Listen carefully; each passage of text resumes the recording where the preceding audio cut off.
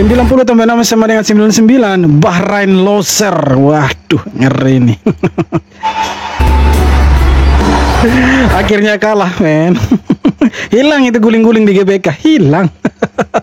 Mana El Minyak, mana Papa Lu FC, datang main pulang kalah. Bravo Timnas, bravo. Ya, akhirnya kita bisa tumbangkan si El Minyak di GBK, bukan Bahrain maksudnya. Ya, maksudnya kita bisa tumbangkan El Minyak Bahrain di GBK dengan skor 1-0. Gol dicetak oleh Romeni dengan skema yang sangat cantik dan umpan dari Marcelino, dan yang terpenting kita bisa dapat 3 poin dan kita bisa menjaga napas lah. Semakin panjang di kualifikasi ronde ketiga ini, teman-teman. Jadi sangat keren sekali kita bisa menang 1-0 dan tidak ada drama-drama. Wasitnya juga hampir mendekati Ahmed Alkaf, tapi untungnya dia berpikir kalau ini main di Indonesia. Kalau di Bahrain tadi ya sudah habis kita.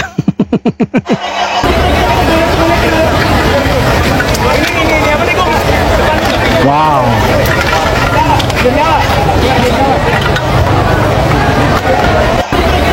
Merah menyala, bosku. Jika di lapangan,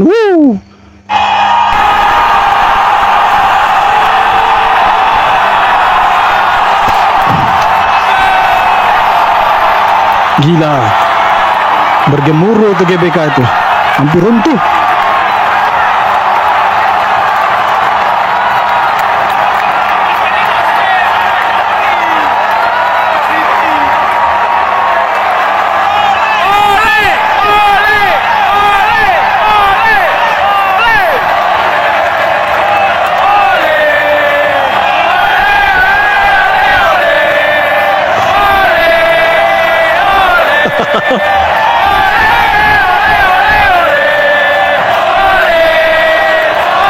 Tapi yang lucu, si kipernya Bahrain dia mau berkelahi sama mau sikut-sikutan sama si El Premannya kita tuh. Memang gila sih.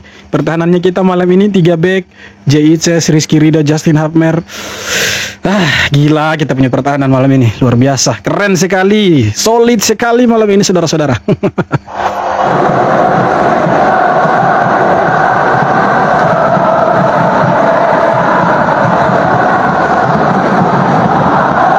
Bendera semua di sini, Cong. Ngeri ini. Ultras ini.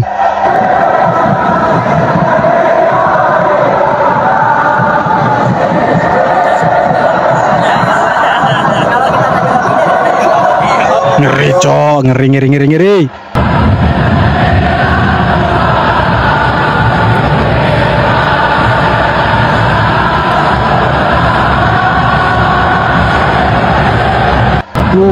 Sadis. Ngeri. Pokoknya sangat ngeri, sangat bagus, sangat cemerlang. Sangat-sangat lah, karena kita bisa kasih kalah El Minyak. Akhirnya kita punya misi untuk balas dendam itu terbayarkan setelah kita menumbangkan mereka di GBK. Karena memang waktu kita bermain di Bahrain kita dicurangi habis-habisan, sampai harusnya kita menang lah lawan mereka waktu itu 2-1. Tapi ya jadi imbang gara-gara wasitnya ya main mata, kemudian Bahrainnya juga ya main mata. Akhirnya Dragan Talajic setelah dia menghina Indonesia, akhirnya dia dapat karmanya bahwa Indonesia buat dia malu. Dia bilang dari sekian ratus juta, dari 300 juta masyarakat Indonesia, kenapa kalian memilih pemain dari Belanda? Suka-suka kita, bukan urusannya kau, ya kan? Kalau kita berpikir dia ini takut sebenarnya, cuma dia sengaja umpan buang bahasa seperti itu untuk sayuara dengan kita. Cuma ya malam ini dia dihukum dengan kata-katanya dia.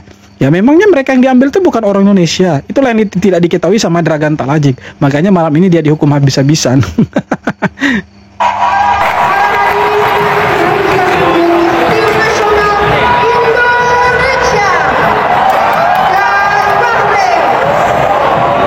Ini gambar mafia kah? Apa gambar kayak siapa itu?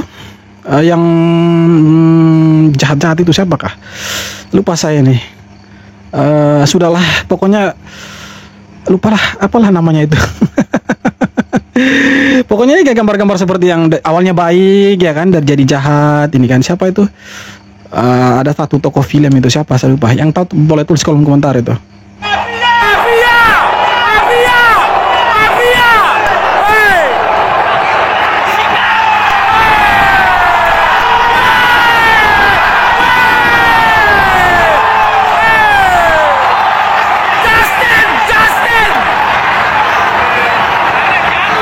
mafia, semua teriak mafia tuh.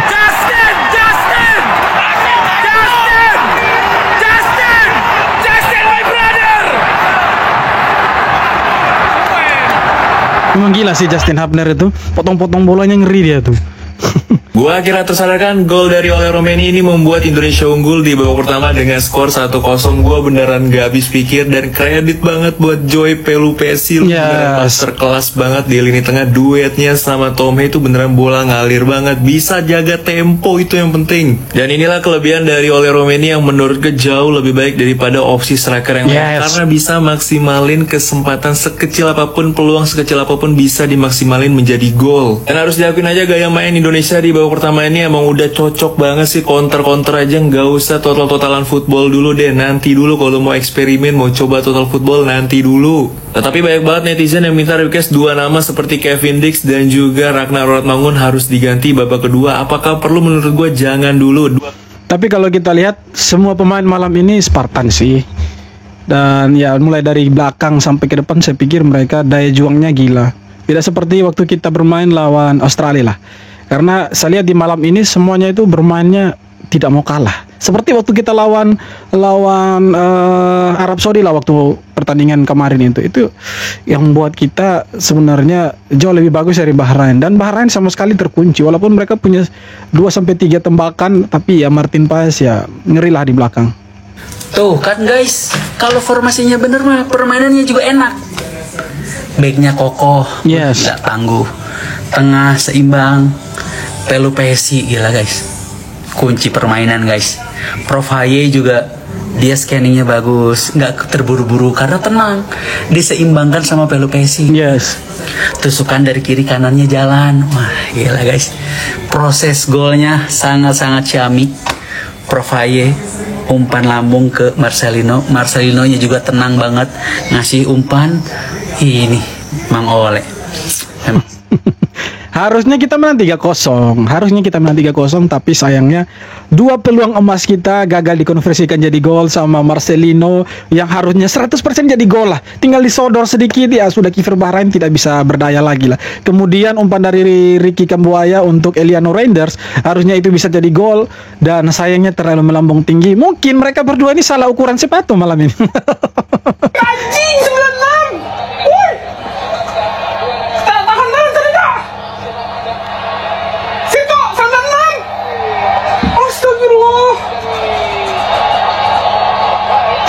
Kombinasi Marcelino Ferdinand dan Ole Romni membuahkan gol pembuka. Marcelino sukses menyodorkan umpan matang yang diselesaikan Romni dengan dingin ke gawang Bahrain. Hingga akhirnya gol tercipta 1-0 di menit ke-28. Ini definisi timnas Indonesia udah mulai klop. Saatnya menunjukkan harga diri kepada klik video gue untuk nonton langsung pertandingan. Permainan timnas Indonesia terlihat makin padu di bawah arahan Alex Pastur. Serangan cepat, koordinasi rapi dan kerjasama apik membuahkan Indonesia unggul 1-0 sementara di babak pertama. Kita lihat di babak kedua apakah timnas bisa mengunci kemenangan dan membuka peluang ke Piala Dunia 2026.